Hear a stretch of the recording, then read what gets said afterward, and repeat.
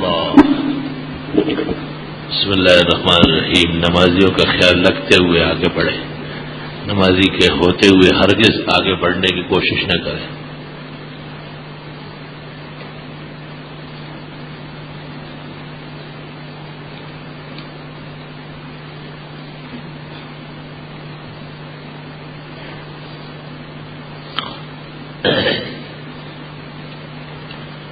آگے آنے والے نمازیوں کا پورا خیال رکھیں. ہرگز نمازی کے سامنے نہ بیٹھے اور نہ گزرے. انہوں نے بڑا عجیب سوال کیا ہے. حج پر جانے والوں کے لیے یہ بات ضروری ہے کہ وہ اپنے رشتے دار دوست جاننے والوں سے معافی تلافی کر کے جائے. قرآن و حدیث کی روشنی میں رہنمائی فرمائے. اصل میں حج دو قسم کا ہے. ایک گناہوں سے معافی کا اور فریضے کی ادائیگی کا حج ہے. اس کے لیے ضروری ہے کہ انسانوں کے حقوق ادا کر لے. کسی کے زیادتی ہوئی ہے تو معافی مانگے. کسی کا حق تلف کیا ہے تو اس کا کفارہ دے. اور ایک حج ہے سیر سپاٹے والا حج. لا لبیک ولا صادق بل حج کا مردود نہ لے. وہ تو جیسے پیرس جاتے ہیں اس طرح حرمین کو اپنے اوپر گواہ بنا رہے ہیں کہ میں مجرم ہوں اور دنیا بھر کی بےایمانی کی ہے. اب یہاں آئے ہوں, یہاں بھی مہر لگوانی ہے. اس کے لیے کچھ بھی ضرورت نہیں ہے. وہ تو جیسے ہے ویسے ہی رہے گا. فرض نمازوں میں اور سنت موقع میں پہلی رکعت میں جو آیت یا سورت تلاوت کی جائے تو ضروری ہے کہ دوسری رکعت میں اس کے بعد اس آیت یا سورت کے بعد یا اس سے نیچے کا نہیں, اس کے بعد والی ہو. اگر درمیان میں چھوڑ رہا ہے تو کم از کم 2 چھوٹی سورتیں چھوڑ دیں. یہ ترتیب مستحب ہے. میں نے 3-4 سال پہلے قرآن حفظ کیا تھا اور اس میں میرا پکا نہیں تھا. میں جب سے صبح دیکھ کر پڑھتا ہوں کہ یہ درست ہے اور میں حفظ میں اقرا مدرسے سے کیا تھا. مانا پختہ رکھیں, کوشش کریں مرتے دم تک پڑھتے رہا کریں. دکان میں جو مال موجود ہے تو کیا اس پر بھی زکوٰۃ آتی ہے. جو مال رننگ پر ہے, آتا جاتا ہے, اس پر زکوٰۃ ہے. اور جو مال منجمد ہے جیسے فرنیچر ہے, دکان ہے, زمین ہے, اس پہ زکوٰۃ نہیں. جو سونے چاندی 7 یا 52 تولے سے کم ہو, صرف رکھا ہے پہن دینے کیا اس پر سونا رکھا ہوا ہو یا پہننے کا ہو, اس پر زکوٰۃ ہے. البتہ نصاب تو 7.5 تولے سونے کا ہے اور 52.5 تولے چاندی کا ہے. اس سے کم پر تو نہیں آنا چاہیے. لیکن قیمتوں کو دیکھ کے وقت حاضر کے علماء نے سونے کے 1 تولے پر بھی زکوٰۃ فرض کیا ہے چاندی کے حساب سے. اس عاجز کے نزدیک یہ مسئلہ علماء کا کمزور ہے. نصاب سے کم پر زکوٰۃ نہیں آنا چاہیے. عید والے دن قبروں پر جانا کیسا ہے؟ ویسے تو سنت ہے, لیکن چونکہ اس وقت بدعتی میلے ٹیلے لگاتے ہیں نہ جانا بہتر ہے. نماز جمعہ کی 4 سنت بعد فرض کا حکم موقع ہے. اگر بھاوج اور نامحرمات پردے میں کوتاہی کرے تو مرد کو کیا حکم ہے؟ بچنے کا حکم ہے, قطع تعلق کا حکم ہے. پنجاب کے دیہاتوں میں رواج ہے کہ جب تک ان کی اپنی مسجد یا نواح کی مسجد میں اذان نہ ہو سحری کھاتے رہتے ہیں. یہ غلط طریقہ ہے. سحری کا تعلق وقت سے ہے, اذانوں سے نہیں ہے, اذان ہو یا نہ ہو. شیخ القرآن یہ وہ میں ہمارے علاقے میں جب کوئی شخص مر جاتا ہے تو جنازہ ادا کرنے کے بعد اسقاط کے لیے بیٹھتے ہیں یا کوئی جنازے کے صفوں پر مٹھائی یا پیسے تقسیم کرتے ہیں. یہ عمل کافی دیر چل رہا تھا, بالکل بند ہو گیا. خدا کا شکر ہے کہ ایک بدعت ختم ہو گئی. لہذا اسقاط تو ثابت ہے, مگر مٹھائیاں جنازوں میں بانٹنا کوئی مردے کی منگنی ہو رہی ہے کہ اس کے لیے پھر مٹھائیاں بانٹ رہے ہیں, بہت نامناسب بات ہے. میرے سارے رشتے دار بدعتی ہے, ان کے ساتھ علیہ سے کھانے پینے کیا حکم ہے؟ تبلیغ کی نیت سے ملا کرے. من وقر صاحب بدعت کی وعید سے بچنے کی تبلیغی نیت کر لے. شوہر شرعی مسافت کے ساتھ سسرال جائے تو نماز پوری پڑھے گا یا قصر کرے گا؟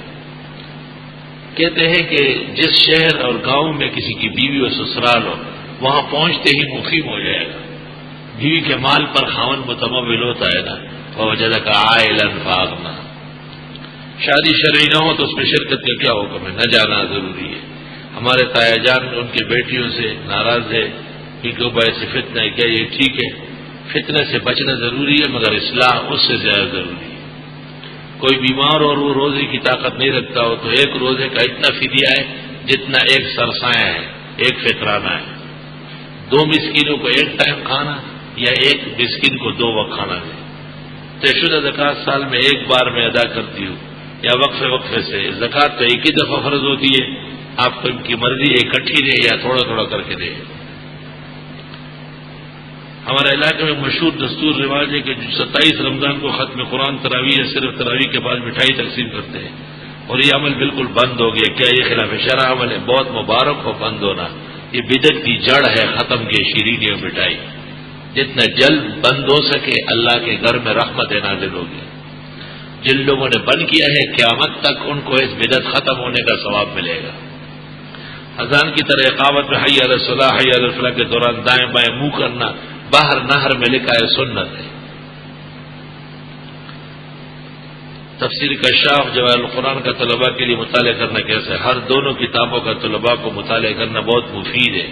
کشاف تو وہ شخص دیکھے گا جو عربیت جانتا ہو، اور جواہر القرآن کے 7 مقامات مفصل اور 25 اجمالی کے علاوہ ایسی تفسیر سطح الارض پر موجود نہیں ہے. شرک و بدعت کے مقابلے کے لیے بہترین تفسیر خوب مطالعہ کیے جائیں.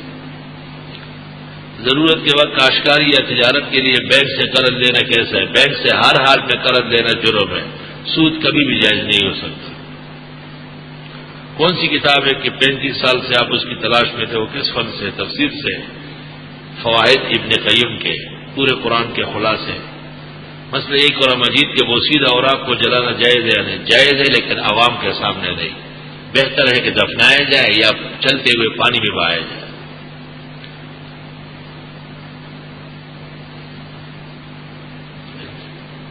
اگر لینس لگے ہوئے اس آنکھوں میں جو آتے ہیں وہ پلاسٹک ڈالتے ہیں، اس کے اتارنے کی ضرورت نہیں، وضو و غسل ہو جائے. وہ آنکھ کا حصہ ہے. وہ حلال جانور جو اہل کتاب یہاں شوق سے یا مسکینوں کا گردن میں ذبح کرتے ہیں، مسلمانوں کے لیے اس کا استعمال ناجائز ہے. اکثر پختون سعودی عرب کی روزی کے مطابق پاکستان میں رہتے ہوئے روزہ رکھتے ہیں. یہ غلط ہے، صرف افغانی کرتے ہیں. یہ بری عادت کبھی بھی کسی پختون کی نہیں ہے. نہ سعودی عرب کے مطابق پاکستان میں روزہ جائز ہے اور نہ افغانستان کے مطابق. جس جگہ آدمی رہتا ہو وہاں کے چاند کا اعتبار ہو. قبروں کے اوپر مسجد تعمیر کرنا ناجائز ہے. ہاں، قبروں کی حیات ختم کر دے، بلڈیزر چلا دے اس پہ، اور یا یہ کہ اس کے اوپر چھت ڈال دے، ایک علیحدہ چھت ڈالے اور اس چھت کے اوپر پھر مسجد بن جائے، جائز ہے. کمرشل گاڑی پر زکوٰۃ واجب ہے، ذاتی استعمال کے علاوہ ہر گاڑی پر زکوٰۃ ہے، الا یہ کہ وہ جس کے بغیر آپ زندگی نہیں گزار سکتے، دفتر نہیں جا سکتے، وہ ضرورت اصلیہ ہے، اس پہ زکوٰۃ نہیں ہے. من تمسک بسنتی فصاح، حدیث مذکور میں ایک سنت مراد ہے.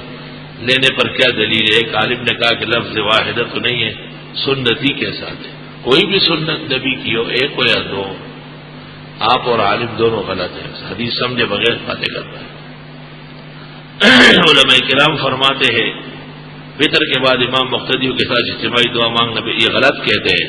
دعا وطروں کے بعد ہونا چاہیے، تراویح کے بعد دعا بدعت ہے. اور جنہوں نے تراویح کے بعد دعا کہا ہے وہ محل نظر ہے. ہمیں دلیل و برہان کے میدان میں ان سے اعتراض ہے، سخت ناراضگی ہے. اور ہم سمجھتے ہیں کہ وطر چھوڑ کر 20 رکعت تراویح کے بعد دعا مانگنا صرف یہ کہنا کہ فلاں بزرگ کا عمل قطر غلط کام ہے. 20 رکعت تراویح کے بعد 3 رکعت وطر سنت موقدہ باقی ہے. وطر واجب ہے اور جماعت اس کی موقدہ ہے، لہذا اس سے فراغت پر دعا مناسب ہے. 20 رکعت تراویح کے بعد دعا کرنا قواعد دین کے خلاف ہے. کوئی ایسی کتاب کا نام بتائے جس میں ٹائی کے رد میں بے شمار دلائل موجود ہے. مولانا مفتی محمود صاحب رحمۃ اللہ علیہ کے فتاوی محمود میں اور حضرت کی تفسیر میں لکھا ہے کہ اصولاً ٹائی کفر ہونا چاہیے، کیونکہ یہ عیسائیوں کی صلیب کی نشان ہے. لیکن کفر صرف اس لیے نہیں کہ لوگ بطور لباس کے پہنتے ہیں، اعتقاد کے نہیں پہنتے ہیں. اگر کوئی صلیب کی نیت سے پہن لے تو وہ کافر مرتد ہو جائے گا. روزے کی حالت کسی قسم کا انجیکشن لگانا ناجائز ہے. ہر طرح کا انجیکشن لگا سکتے سوائے اس کے جس سے براہ راست دوا دماغ میں اترے یا معدے میں اترے.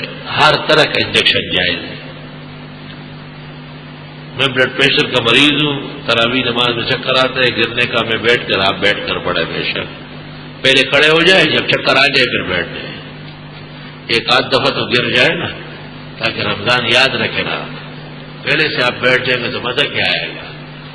آپ تراویح شوق سے شروع کر لیں, کھڑے رہے. ممکن ہے قرآن کے معجزے اور رحمت کی وجہ سے آپ کا بلڈ پریشر اس سال ختم ہو جائے. آپ نے پہلے سے چکر شروع کیا ہوا ہے.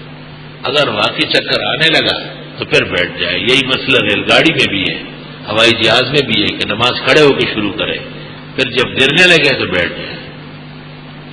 حضرت صلی اللہ علیہ وسلم کا سایہ تھا, بخاری کی حدیث میں. حضرت کو علم غیب نہیں, کسی نبی اور ولی کو غیب نہیں. بعض لوگ پہلے خطبے کے دوران ہاتھ باندھ کر دوسرے خطبے کے دوران چھوڑ کر, دونوں غلط طریقے ہیں, بس قاعدے کی شکل میں بیٹھے.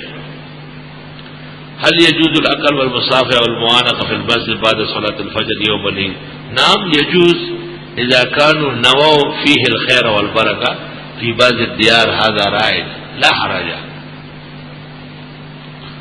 کل میرے دوست کے والد کا انتقال ہوا, اللہ ان کی مغفرت فرمائے. الحمدللہ رب العالمین, نستغفرک اللہم ونسألک السلام والعافیہ. لا الہ الا اللہ وحدہ لا شریک لہ, لہ الملک ولہ الحمد وعلی کل شیء قدیر. خدایا جنہوں نے مردوں کا ذکر کیا ان کی بخشش فرما, جنہوں نے بیماروں کا حال لکھا, پریشان حالوں کا, ان کو صحت عطا فرما, پریشانیاں دور فرما. مسلمانوں کی دعائیں قبول فرما, مراد عطا فرما, کونین کی سعادت عطا فرما, ہر پریشانی مشکل سے نجات عطا فرما. رمضان المبارک بخیر و عافیت نصیب فرما, پورے تقدس آداب احترام کے ساتھ. صلی اللہ تعالی